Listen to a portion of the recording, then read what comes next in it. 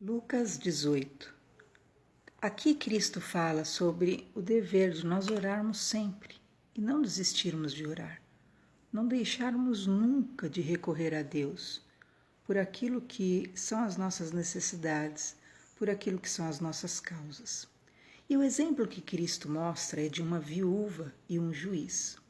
Havia um juiz muito ímpio, um juiz que nem temia Deus, um juiz desumano, sem sensibilidade nenhuma, um juiz frio, vamos colocar assim.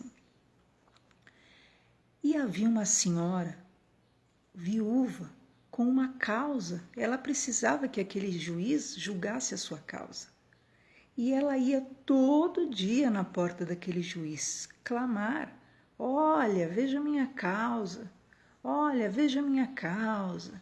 E aquele juiz, embora fosse frio, desumano, ele acaba de tanta insistência, dizendo: olha, eu não temo a Deus, eu nem me importo com essa mulher, mas só para que ela pare de me importunar, eu vou julgar a causa dela.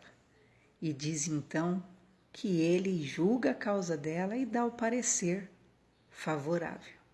E a Bíblia diz neste ensino a importância da perseverança, a importância de nós recorrermos a Deus.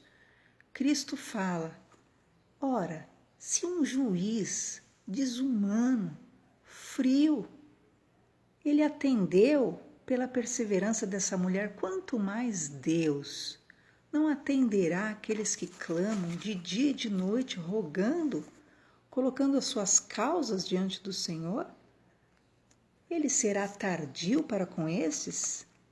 Digo-vos que depressa lhes atenderá, depressa o Senhor fará justiça. E essa é uma realidade que nós precisamos entender, e o ser humano precisa acordar. O que tem ocorrido com a humanidade realmente, né? Essa questão da velocidade. O mundo tem apregoado isso. Então tem gerado realmente essa falta de sensibilidade, essa falta de busca, de perseverança. Começa a desacelerar. O mundo tem pedido o que? Correria, o mundo tem pedido realmente, né, o self-service, tudo para ontem.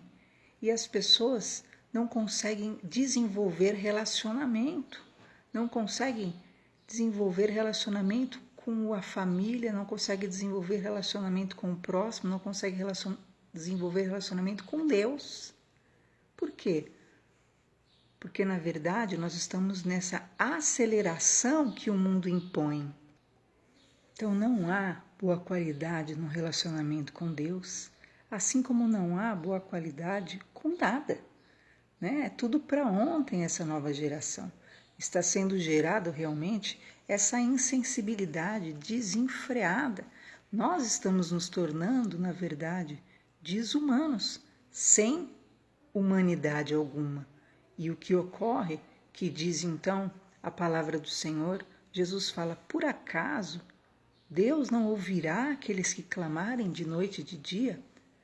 Aí Jesus diz, na verdade, qual é o grande problema. Porventura, quando Jesus vier, achará fé na terra? Eis o problema. O problema é se ainda há fé para clamar. O problema é se ainda há fé para buscar em Deus. O problema é se, na verdade, porque há todo esse afastamento de convívio, de relacionamentos e do próprio Deus, a verdade é que o ser humano tem perdido a sua sensibilidade como pessoa, como gente, como ser humano, e a perda dessa humanidade gera, na verdade, vários distúrbios. Por quê? A falta de sensibilidade, a falta de sentir a Deus. Afeta toda a relação, a percepção de mundo, porque Deus, Ele nos criou à sua imagem e semelhança. Quando o ser humano se afasta de Deus, o que acontece? A humanidade falha. Ele está o quê? perdendo a sua humanidade. Hoje em dia, o que acontece? A violência se tornou entretenimento. Nós nos alimentamos assistindo um filme de guerra, um filme de violência, uma reportagem de criminalidade, e isso tem se tornado comum para nós. Por quê? O coração da humanidade está se endurecendo. Aquilo que deveria nos indignar está se tornando normal. E o que ocorre, nós vemos aqui, Cristo diz, porventura achará fé na terra? Haverá fé para que ainda haja clamor, haverá fé para que ainda haja busca, haverá fé como essa senhora foi diante do juiz iníquo, né? E clamou e perseverou. Será que ainda há fé nos corações para crerem que Deus é um Deus do impossível, para crer que Deus é um Deus que move, que muda as circunstâncias, que muda as situações? Eis a grande questão que Cristo trata nessa passagem: o dever de orar sempre e nunca esmorecer. Então Cristo trata de um segundo problema. Ele relata uma parábola que 2 homens subiram ao templo. Um era fariseu, religioso, e o outro era publicano. Os publicanos eram os cobradores de impostos. Eles eram envolvidos realmente em coisas que eram, né, não eram lícitas, né? Eles eram errados mesmo. Então, o religioso e o errado, os dois foram ao templo para buscar a Deus. E o fariseu, o religioso, ele se colocou em pé e ele começou a orar consigo mesmo. Jesus faz questão de dizer que ele não orava a Deus. Na verdade, ele falava com ele mesmo. A oração dele era para o ego dele. Ele dizia: ó Deus, graças te dou, Senhor, porque não sou como os demais homens. Eu não sou um roubador, eu não sou um injusto, eu não sou um adúltero. Ah, Senhor, nem sou como este publicano. Eu jejuo, Senhor, eu dou o dízimo, Senhor. Ah, Senhor, e de tudo que eu possuo eu te dou. Esse fariseu religioso, ele orava para si mesmo, na verdade, e não para Deus. Ele se gloriava dos seus feitos. E isso não tocava em nada o coração de Deus, porque ele era o quê? Um grande acusador, né? Você vê que ele fala: nem sou como este. E na verdade ali ele está em oração, mas ele está com o coração, né, cheio de julgamento, uma predisposição, né, a acusação, está lá acusando o outro que está buscando a Deus também. Em contrapartida, aquele que era o publicano, aquele que é o pecador, aquele que reconhece que tem erros, diz que ele não conseguia nem levantar a cabeça, está escrito aí na palavra do Senhor. Nem a cabeça o publicano conseguia erguer. E diz então que ele batia a mão no peito e ele começou a orar: ó Senhor, tenha misericórdia de mim, eu sou um pecador, tenha misericórdia de mim, Senhor. E não conseguia nem olhar para o céu, tamanho era o constrangimento, o entendimento de que ele era um pecador mesmo, que ele não era digno do favor divino, mas ele queria Deus. Ele não era perfeito, mas ele queria Deus. E aí Jesus diz: o que saiu justificado para a sua casa foi este, e não aquele, porque qualquer que a si mesmo se exaltar será humilhado, e qualquer que a si mesmo se humilhar será exaltado. Aquele homem tinha erro, aquele homem tinha falhas, mas ele tinha um coração constrangido, contrito, clamando pela misericórdia de Deus. E é isso que Deus busca. Há um coração contrito e arrependido. Deus olha e por esses Deus se move. Que nós possamos entender a importância da oração. Muitas vezes nós pensamos, não adianta orar. Não, o que deve se orar é com quebrantamento, com a consciência de que nós não somos dignos de nada. Se não for a misericórdia do Senhor, nós não subsistimos um dia. Mas Deus, Ele é o Todo-Poderoso, Ele é aquele que pode realizar o impossível nas nossas vidas e corações. Nesse momento trouxeram algumas crianças até Jesus, e Jesus aproxima de si essas crianças e diz: deixe vir a mim os pequeninos, porque deles é o reino dos céus. O que tipifica isso? As crianças envolvem essa condição de pureza, a criança envolve a condição de ingenuidade, a criança envolve a condição de ter um coração puro, um coração limpo. A criança, você vai ver lá, está brigando um irmão com outro irmão, depois estão lá, se perdoaram, estão se abraçando, estão comemorando, estão brincando, estão correndo. E o Senhor fala, se nós não nos tornarmos como criança, de forma alguma nós entraremos no reino de Deus. Quem não receber como uma criança, não entrará no reino dos céus. Então, o nosso coração precisa realmente ser esse coração de criança, que sempre quer aprender. A criança precisa aprender. Você vai lá, conta a história para a criança, e a criança que sempre quer conhecer mais, conta mais, não é verdade? Conta mais, conta aquela. Por quê? Porque a criança, ela tem essa sede de aprendizado, e que aquele que não se tornar como uma criança, aquele que não entender que precisa aprender, que nós precisamos sempre aprender, o que vai acontecer? Ele não consegue entrar no reino dos céus. Ou ele fica no reino das trevas, ou ele fica na condição realmente afastado de Deus. Nesse momento se aproxima um príncipe de Jesus. Perceba que Lucas é o único que menciona que aquele jovem rico era um príncipe, na verdade. E ele se aproxima de Jesus, também mais um, cheio de presunção, e fala: o que eu preciso, para ser salvo, O que eu preciso? E Jesus fala: olha, cumpra os mandamentos, não mate, não roube, não adultere, não furte, não dê falso testemunho, honra seu pai e sua mãe. E ele: todas essas coisas eu já faço. E Jesus, olhando e conhecendo o coração dele, o problema dele não era esse ou aquele. Por isso que nós não podemos julgar nunca ninguém. Porque, na verdade, o problema dele não era isso e aquilo, mas o problema dele era outro, era a avareza.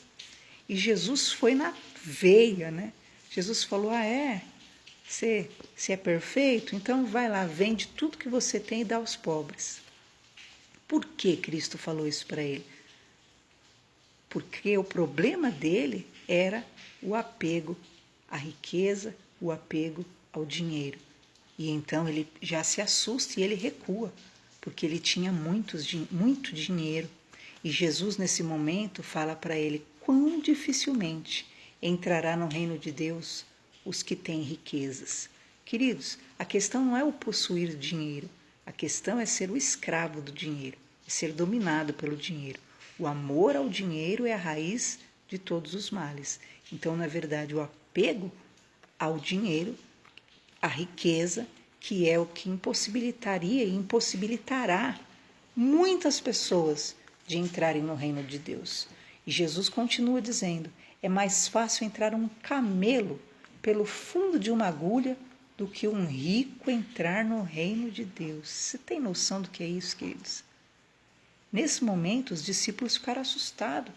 Meu Deus, quem vai se salvar então?